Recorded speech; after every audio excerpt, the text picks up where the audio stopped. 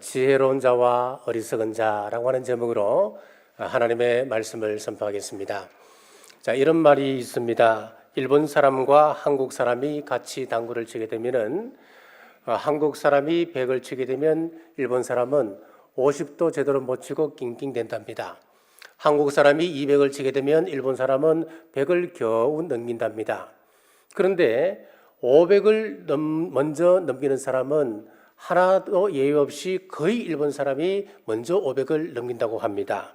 그 이유가 뭔가 하면 당구를 배울 때 우리나라 사람들은 기초를 다 배우고 나면 더 이상 배우려고 하지 아니하고 대충 감으로 치려고 한답니다. 그런데 일본 사람들은 더디 가는 한이 있더라도 기초를 꼼꼼히 배우고 훈련을 한다는 겁니다. 대충 감으로 당구를 치면 200에서 300을 칠 수는 있지만 500을 넘기기는 매우 힘들다고 그럽니다. 당구만 기초가 중요한 것이 아닙니다. 신앙생활에도 기초가 중요합니다. 본문 24절 말씀입니다. 그러므로 누구든지 나의 이 말을 듣고 행하는 자는 그 집을 반석 위에 지은 지혜로운 사람 같으리니 라고 했습니다. 자, 여기서 그러므로라고 하는 이 단어는 앞에 어떤 내용을 받고 있음을 가르쳐주고 있습니다. 어떤 내용을 받았을까요? 마태복음은 5장에서 7장까지 산상수훈의 말씀이 기록되어 있습니다. 그러니까 산상수훈의 말씀을 받고 있습니다. 예수님께서 가르쳐주신 산상수훈의 결론을 오늘 건축자의 비유를 들어서 지혜로운 사람과 어리석은 사람이란 어떤 사람인가 라고 마무리를 하고 있습니다. 자, 첫째, 어리석은 사람입니다. 26절 말씀입니다.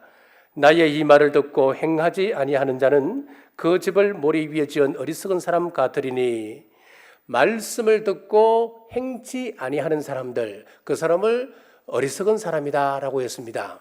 이 사람은 마치 모래 위에 집을 지은 사람과 같다라고 했습니다. 모래 위에 집을 짓는다고 하는 것은 기초가 부실하다고 하는 이야기입니다.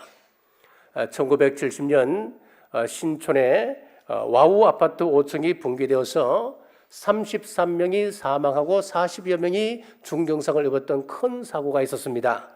그때 무너진 그 아파트는 오래된 아파트가 아니었습니다. 완공된 지 4개월밖에 되지 않았고 입주를 완료한 지 2주밖에 되지 않았던 아주 최신 아파트였습니다. 그런데 폭삭 주저앉고 말았던 겁니다. 나중에 건축 전문가들이 조사를 해보니까 이 아파트 기둥 하나에 19mm 철근 70개씩이 들어가야 되는데 겨우 5개 철근이 들어갔다는 겁니다. 그리고 시멘트도 제대로 배합이 되어 있지 않다고 이야기했습니다. 마찬가지입니다. 인생을 집짓기라고 비유할 때에 부실 공사로 인하여서 무너지는 집과 같은 인생이 허다하다고 하는 것입니다. 우리 인생은 단 한 번 아닙니까? 2번 다시 살 수 없는 인생입니다. 그 인생의 집이 와르르 무너져 버린다면 얼마나 기가 막힌 일이겠습니까? 어떤 사람은 물질 위에 인생의 집을 지으려고 합니다. 돈이 많으면 행복이 저절로 찾아오는 줄 압니다. 새벽부터 밤늦게까지 돈 버는 일에 모든 것을 투자합니다. 큰 부를 이루었습니다. 그렇다면 행복이 찾아올까요? 어떤 사람은 출세만 하면 행복이 있는 줄 알고 수단 방법 가리지 아니하고 높은 자리를 향하여 일생 동안 전력 질주합니다. 대통령이 됩니다. 대법원 장관이 됩니다. 검찰총장이 됩니다. 그렇다면 행복을 찾았다라고 이야기할 수 있겠습니까? 어떤 사람은 행복이 가정에 있는 줄 압니다. 그래서 자기 가정만을 끔찍이 생각합니다. 내 남편, 내 아내, 내 자녀를 위하여 살아갑니다. 주위에 아픈 이웃들 전혀 돌아볼 여지가 없습니다. 그렇게 살았는데 노년에 가서 그렇게 사랑했던 남녀가 헤어져서 사는 사람이 허다합니다. 교회 안의 갈등과 분쟁을 매스컴들이 경쟁하듯이 보도하여서 기독교에 대한 세상 사람들의 호감도가 밑바닥입니다. 물론 교회도 쇠속화되고 복음이 변질되다 보니까 마귀가 점점 날뛰는 그런 이유도 있겠습니다만, 자, 예전에는 이단 사이비 그리고 이단들이 조용히 교회에 숨어 들어와서 몰래 활동을 했습니다만은 요즘은 드러내놓고 내가 진리를 가르쳐주마라고 날뛰고 있습니다. 이렇게 된 데는 우리가 말씀 따라 살지 못했기 때문입니다. 말씀과 삶이 우리에게서 분리되어 있기 때문에 이런 현상이 일어나고 있는 겁니다. 자, 오늘 본문에 보니까 모래라고 하는 것은 이단 사이비를 이야기하는 것 아닙니다. 그릇된 세상 철학도 아닙니다. 모래라고 하는 것은 하나님의 말씀을 듣고 그 말씀을 실천하지 않는 것이 모래다라고 말씀하고 있습니다. 모래 위에 건축하는 사람들도 예수 그리스도를 구주로 고백합니다. 예배 참석도 잘합니다. 설교도 잘 듣습니다. 훈련도 잘 받습니다. 선교도 열심히 잘합니다. 단지 말씀 따라 살지 않는 것입니다. 자, 덴마크의 철학자였던 키에로케고르가 당시의 교회 성도들을 집거위에 비유를 했습니다. 자, 집거위들과 같다고 이야기했습니다. 그 거위들은 매주일 뒤뚱거리며 교회에 나와서 예배를 드립니다. 자, 단 위에서 집거위 설교자가 말씀을 선포합니다. 여러분은 더 이상 뒤뚱뒤뚱거리며 걸어다니는 집거위가 아닙니다. 더 이상 이런 좁은 곳에 거하는 그런 집거위가 아닙니다. 하늘을 보십시오. 푸른 창공을 높이 날아오르는 새들을 보십시오. 저 새들처럼 우리도 날개짓하면 더 큰 비전을 향하여 더 큰 축복의 땅으로 우리는 날아갈 수 있습니다 라고 선포하니까 회종석에 앉아있던 많은 집거위들이 아멘 꽥꽥 아멘 꽥꽥 응답을 했습니다. 자, 그런데 이 이야기를 듣고 예배가 끝난 이후에 날아가는 것이 아니라 여전히 줄을 지어서 뒤뚱뒤뚱하며 집으로 돌아간다고 하는 것입니다. 이 이야기는 말씀을 듣고 행하지 않는 자들을 신랄하게 비판한 우화입니다. 오늘 본문의 말씀을 보면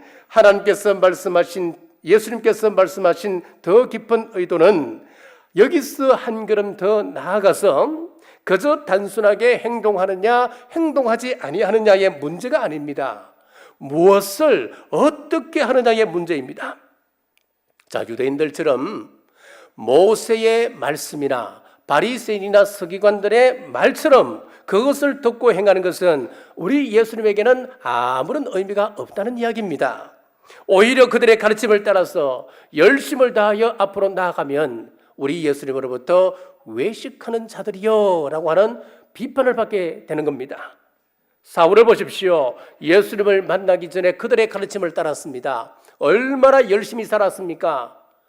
예수님을 믿는 성도들을 잡아 핍박했습니다. 교회를 받게 했습니다. 자, 악인과 다름없었다는 이야기입니다. 우리 주님께서 나의 이 말을 듣고 행하는 자라라고 하는 것은 이런 바리새인의 정신이나 사두개인의 정신이 아닌 예수님의 가르치신 말씀으로 그 복음의 정신을 가지고 행하느냐 행치 아니하느냐의 문제입니다. 이것이 성경 전체의 정신입니다. 그래서 우리 예수님께서 부자들의 많은 액수의 헌금보다도 가난한 과부의 2렙돈 헌금을 더 위대하다라고 평가하지 않습니까? 자기의 의를 자랑하고 교만한 마음으로 외식하는 기도를 하는 그 바리새인의 기도를 책망하시고 오히려 남의 것을 도둑질함으로 머리 들지 못하고 머리를 숙여 하나님 앞에 기도하는 그 세리들의 기도를 더 의롭다고 말씀하신 겁니다. 사랑하는 여러분, 저와 여러분들은 모래 위에 건축하고 있지는 않은지요? 모래 위에 지은 집은 우리 주님 오실 때에 모든 공력은 무너짐을 기억하시길 간절히 바랍니다. 자, 두 번째, 지혜로운 자입니다. 24절 말씀입니다. 그러므로 누구든지 나의 이 말을 듣고 행하는 자는 그 집을 반석 위에 지은 지혜로운 사람 같으리니, 우리 주님의 말씀을 듣고 그 말씀 따라 행하는 그 사람을 지혜로운 사람이다 라고 말씀하고 있습니다. 마태복음 7장 21절에서도 나더러 주여 주여 하는 자마다 다 천국에 들어갈 것이 아니요 다만 하늘에 계신 내 아버지의 뜻대로 행하는 자라야 들어가리라. 천국에 들어갈 사람들이 누구냐 하면은 우리 예수님께서 하신 그 말씀 따라 순종하며 사는 사람들이 천국에 들어간다라고 했습니다. 자, 그러면은 오늘 본문에 나오는 반석은 무엇을 의미할까요? 마태복음 16장에 보면은 우리 예수님께서 십자가를 목전에 두시고 예루살렘을 향하여 올라가십니다. 그런데 올라가시다 보니까 갑자기 방향을 바꾸셔서 헤르몬 산으로 향하시는 겁니다. 자, 헤르몬 산을 가려면은 가이사랴 빌립보를 거쳐 지나가게 되는데, 이 가이사랴 빌립보 도시 사람들의 생각, 그들의 비전이 어떠냐면 모두 다 로마에 몰려 있는 겁니다. 나라가 잘 살고 나라가 부흥되고 로마를 통하여 이 세계가 정복되는 그런 비전을 품고 있는 겁니다. 그리고 곳곳에 우상의 높은 우상들의 그 탑들이 그들이 아주 백성들을 위압적으로 서 있는 겁니다. 살아있는 신으로 추앙받고 있는 로마 황제의 신상이 그 도시를 지나가는 사람들의 이목을 집중시키고 있는 그런 도시였습니다. 자, 그 도시를 지나면서 우리 예수님께서 제자들에게 문득 이렇게 물으시는 겁니다. 이 도시 사람들이 나를 누구라 하느냐? 그랬더니 제자들이 하는 이야기가, 우리 예수님을 선지자 중 한 사람이라고 이야기하던데요 라고 했습니다. 예수님을 하나님의 아들로 메시아로 믿는 사람은 단 한 명도 없었습니다. 이 도시 사람들에게 메시아는 따로 있었습니다. 바로 로마 황제가 메시아였습니다. 예수님께서 그러면은 너희들은 나를 누구라 하느냐?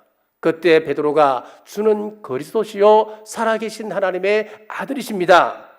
이때 우리 예수님께서 기뻐하시면서 가슴 깊이 숨겨두었던 교회의 비밀을 말씀하셨습니다. 내가 이 반석 위에 내 교회를 세우리라 라고 했습니다. 자, 여기에 반석이 무엇이냐 했을 때에 크게 두 가지 해석이 있습니다. 자, 첫 번째 해석은 베드로가 반석이라고 생각하는 사람이 있습니다. 바로 로마 천주교가 그렇게 생각을 합니다.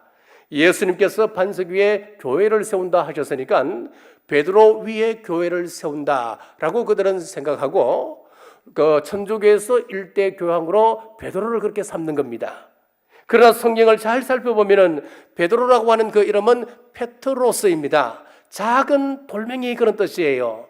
여기서 우리 예수님께서 말씀하셨던 반석 위라 했을 때 그 반석이라고 하는 것은 페트라입니다. 큰 바위를 이야기합니다. 큰 바위 위에 교회를 세운다는 뜻입니다. 그러므로 베드로라고 하는 한 인물 위에 교회를 세우는 것이 아닌 겁니다. 바로 이어지는 말씀을 보면 그 뜻이 분명해집니다. 우리 예수님께서 십자가에 못 박혀 내가 죽는다라고 했을 때에 베드로가 그 이야기를 듣고 주님 절대로 안 됩니다. 그때 우리 예수님께서 사탄아 물러가라 그랬습니다. 베드로를 향하여 사탄아 물러가라 그랬습니다. 이렇게 쉽게 무너질 수밖에 없는 베드로인데 베드로 위에 교회를 세운다면 그 교회는 쉽게 무너질 수밖에 없는 겁니다. 그 교회는 쉽게 사라질 수밖에 없는 교회가 될 수밖에 없는 겁니다. 그래서 우리 개신교에서는 베드로라고 하는 사람에게 교회를 세우는 것이 아니다. 베드로의 그 위대했던 신앙 고백 위에 교회를 세운다라고 해석을 했습니다. 여기서 중요한 것은 그 고백의 대상이 누구이냐는 겁니다. 그 고백의 내용이 누구이냐는 겁니다. 바로 우리 예수님입니다. 우리 예수님 위에 교회가 세워지는 것입니다. 사도 바울은 고린도전서 3장 11절에 정확하게 이렇게 기록합니다.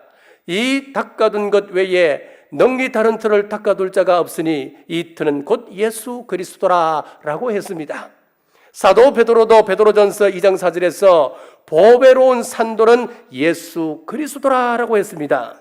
사랑하는 여러분, 우리 주님만이 영원한 반석 되심을 믿으시길 주님의 이름으로 축복합니다. 자, 오늘은 본문에서 이런 배경을 가지고 예수님께서 우리에게 묻고 계십니다. 너의 인생에 반석이 있느냐?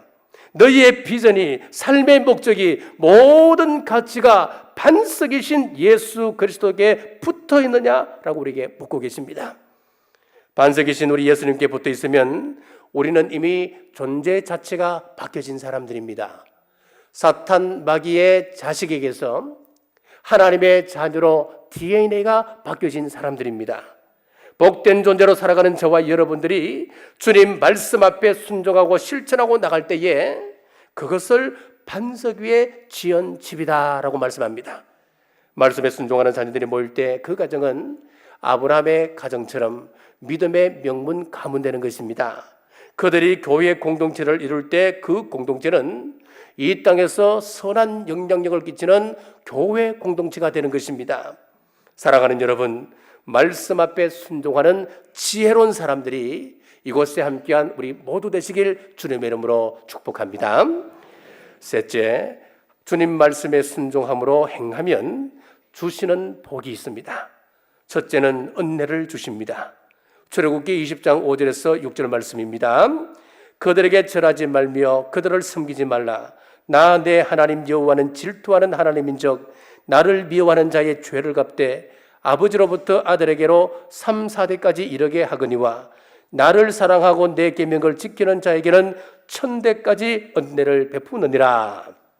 여기 보면은 우상을 섬기게 되면 자녀손 3, 4대까지 저주가 이르게 되고 하나님의 말씀 앞에 순종하고 나아가게 되면은 그 후손 1000대까지 하나님의 은혜가 임하게 된다라고 했습니다. 똑같습니다. 우리가 예수 그리스도로 말미암아 우리가 하나님의 자녀된 삶을 살아가게 되면은 우리가 하늘의 자녀로서의 삶을 살아가는 것 아닙니까? 마찬가지로 구약적으로 보면은 우리가 말씀 앞에 순종하고 순종하는 삶을 살아간다면은 행함으로 그것을 이루어 나간다면은 그 자손 1000대까지 하나님의 은혜가 이르게 한다. 그렇게 말씀하는 거야. 세계 역사를 볼 것 없이 남과 북을 한번 비교해 보십시오. 일제시대 그리고 6.25 전까지만 하더라도 평양은 한국의 예루살렘이라고 칭송을 들을 만큼 기독교가 굉장히 부흥했던 지역이었습니다. 1970년까지만 하더라도 북한이 우리보다 훨씬 더 잘 사는 나라였습니다. 그런데 지금은 비교조차 할 수 없는 그런 시대가 되었습니다. 왜 이렇게 되었습니까? 북한 정권이 통치한 이후로부터 북한의 모든 교회는 폐쇄되었습니다. 그래서 그곳에 살던 기독교인들이 남쪽으로 거의 다 피난을 왔습니다. 남아있던 그리스도인들은 거의 죽임을 당하거나 수용소에서 말할 수 없는 박해를 겪었습니다. 똑같은 기후인데 북한은 먹고 살기 힘든 반면 남한은 지금 교회가 8만 7천 개가 넘습니다. 교회가 타락하고 잘못되었다 말해도 생명을 전하는 교회들이 여전히 남아있는 겁니다. 10대 경제 강국이 된 것 여러분 신앙으로밖에 설명할 수가 없습니다. 우리가 잘해서 우리나라 조상의 DNA가 좋기 때문에 머리가 세계에서 가장 좋은 민족이기 때문에 내가 잘났어. 여러분 그렇게 생각한다면 교만입니다. 우리 하나님께서 주셨다고 하는 것을 믿으시길 바랍니다. 자크 아탈리라고 하는 미래학자가 앞으로 2050년이 되면은 우리 대한민국이 세계 최강국이 된다 그랬습니다. 그 이유에 대해서 말하기를 한국은 강대국이 될 수 있는 모든 방법을 알고 있는 나라이다. 한국은 새로운 정보 기술과 의료 기술을 가지고 있으며 미래를 지배할 수 있는 모든 기술을 가지고 있다라고 이야기하면서 그렇게 예측을 했습니다. 물론 이것이 예측입니다만은 참 기분 좋은 이야기지요. 하나님이 이처럼 한국을 축복하시는 이유가 무엇입니까? 이 땅의 교회들 때문에 그렇습니다. 하나님은 하나님의 복을 흘러보내는데 그 통로를 교회를 통해서 그 통로로 사용하시는 겁니다. 그래서 교회를 통하여 하나님의 복이 흐른다고 하는 이 사실을 우리가 꼭 믿으시고 우리 하나님의 교회에 소중히 여기는 여러분 되시길 주의 이름으로 축복합니다. 두 번째 복은 위로의 복을 주신다 했습니다. 시편 119편 50절 말씀에 이 말씀은 나의 곤란 중에 위로라 주의 말씀이 나를 살리셨음이니이다. 인생을 살면서 낭떠러지에 떨어질 듯한 절망감을 느낄 때가 있습니다. 자, 이럴 때 하나님의 말씀이 우리를 위로하십니다. 자, 아둘람이라고 하는 뜻은 피난처, 위로받는 곳이라고 하는 뜻입니다. 자, 이곳은 다윗이 왕이 되기 전 사울 왕의 칼날을 피하여 도망 다녔던 그 도피처이기도 합니다. 그가 이곳에서 생활할 때에 이곳에 환경적으로 어려움을 당하는 사람, 경제적으로 힘든 사람들, 마음의 상처로 분이 가득한 사람들이 모였는데 400여 명이 모여들었습니다. 상처가 있고 마음에 분이 가득한 사람들, 원한이 가득한 사람들, 원통에 차 있는 사람들이 모이면 그 사람들은 또 다른 사람의 상처를 주는 사람이 쉽게 되는 거지요. 자, 그런데 이런 아픈 사람들이 모였는데 이런 아픔을 딛고 하나님의 위로를 나누는 위로의 공동체를 이루었습니다. 그리고 이들이 나중에 다윗 왕국을 만들어갈 때 핵심 인물들로 사용받게 되었습니다. 사랑하는 여러분, 힘들고 어려운 문제가 앞을 가로막고 있습니까? 이 험난한 세상에서 실족하여 넘어질 때에 나를 붙들어 세우는 위로의 손길이 없다고 한다면 우리는 일어설 수 없습니다. 위로는 힘이 있습니다. 위로에는 사람을 변화시킵니다. 위로는 환경과 문제를 해결함을 믿으시고 우리가 말씀을 통하여 위로받으시고 먼저 그리고 나아가서 이웃에게 그 위로를 전하는 위로자 되시는 여러분 되시길 주님의 이름으로 축복합니다. 세 번째 약속의 축복은 지혜를 주십니다. 시편 119편 97절에서 98편에 내가 주의 복을 어찌 그리 사랑하는지요 내가 그것을 종일 작은 소리로 엎조리나이다. 주의 계명이 항상 나와 함께하므로 그것들이 나를 원수보다 지혜롭게 하나이다. 우리가 하나님의 말씀을 지켜나가면은 하나님께서 어떤 복을 주시느냐? 지혜를 주신다 그랬습니다. 악한 사람보다 더 지혜롭게 해주신다. 이것은 약속입니다. 자, 수술할 때 마취제가 없다고 한번 생각해 보십시오. 상상만 해도 끔찍하지 않습니까? 누가 마취약을 발견했느냐면 제임스 심프손이라고 하는 사람입니다. 이 사람은 영국 스코틀랜드에서 태어났습니다. 14살에 에딘버러 의과대학에 들어가서 그가 공부하여 의사가 되었습니다. 의사가 된 이후부터 그의 관심사는 어떻게 하면 환자들에게 고통을 감해주며 치료할 수 있을까? 그의 모든 관심사는 거기였습니다. 자, 그러던 어느 날 창세기 2장 21절에서 23절의 말씀을 읽다가 놀라운 발견을 했습니다. 자, 여호와 하나님이 아담을 깊이 잠들게 하시니 잠들매 그가 그 갈빗대 하나를 취하고 살로 대신 채우고 여호와 하나님이 아담에게 취하신 그 갈빗대로 여자를 만드시고 그를 아담에게로 이끌어 오시니. 자, 이 말씀을 읽고 난 다음에 하나님이 아담의 갈빗대를 뽑았다. 이건 대수술이라는 거예요. 그런데 더 기가 막힌 것은 이런 대수술을 하는데 하나님께서 아담을 깊이 잠들게 해놓고 그가 아픔을 느끼지 못하게 해놓고 갈빗대를 뽑았다. 어떻게 이런 일이 가능할 수 있겠는가? 물음을 가지게 되었습니다. 그래서 심포서는 하나님께 그 비결을 놓고 기도하면서 지혜를 구했습니다. 그리고 마취제 개발 연구에 몰입했습니다. 드디어 하나님의 도움으로 1847년도에 11월 달에 크로로폴롬이라고 하는 마취약을 발견했습니다. 여러분, 이것은 성경을 읽다가 그가 발견한 하나님의 약입니다.